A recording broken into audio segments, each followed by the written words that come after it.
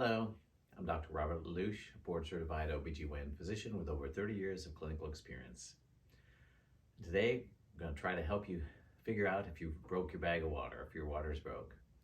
So, first thing to know is there's no way to know 100% sure. So when in doubt, you got to get it checked out, okay? But there's a few tips from years of experience that I can tell you that might help you determine if your bag of water broke.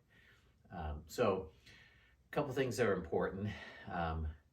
It's a more significant concern if it's before term, before 37 weeks, and less of concern afterwards. It's something that if you are convinced your bag of water is broke, then you need to be examined, you need to be seen, and generally we suggest you go to labor and delivery. That being said, as you progress, get further along, I'm sure you already realize this, you go to the bathroom more often. Your baby is literally sitting on your bladder, and so a movement or a kick or a punch from the baby can go straight through to your bladder and make you leak some urine. And the more kids you have, that happens more often. So one thing to determine is when you notice a leak, you might have a sensation, a popping sensation, and a little pressure release, and then some leaking. And if your socks get wet, then you have to assume that that's you breaking your bag of water, called spontaneous rupture of membranes is the technical term, and that's when you want to come in. If you have a little bit of leaking, think, when was the last time I went to the bathroom? If you haven't gone in a while, then it may have been some leaking of urine. If it keeps going and keeps trickling down, and you finish going to the bathroom and it still leaks down, then that suggests that you broke your bag of water.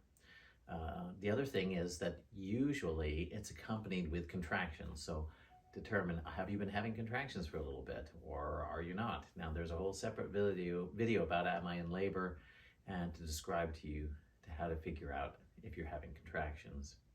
But the other thing to watch for is the fluid clear or not?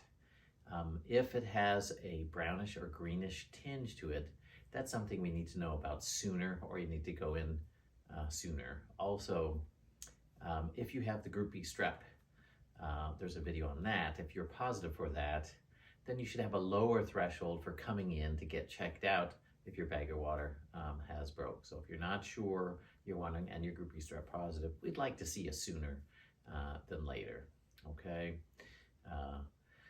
So those are some of the hints to help you determine if you've ruptured your membranes, if you broke a bag of water.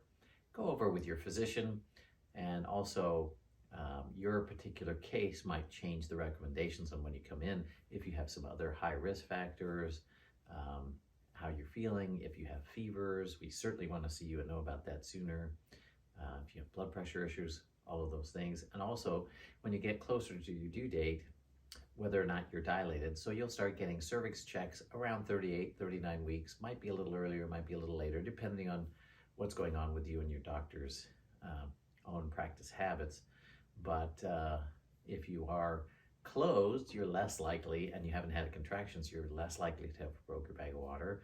If your last check said you were 2 to 3 centimeters dilated and you're having contractions, well then, it's more likely than not that you did if you suspected, okay? So hopefully you find that helpful, and again, discuss more details with your own physician. Thank you.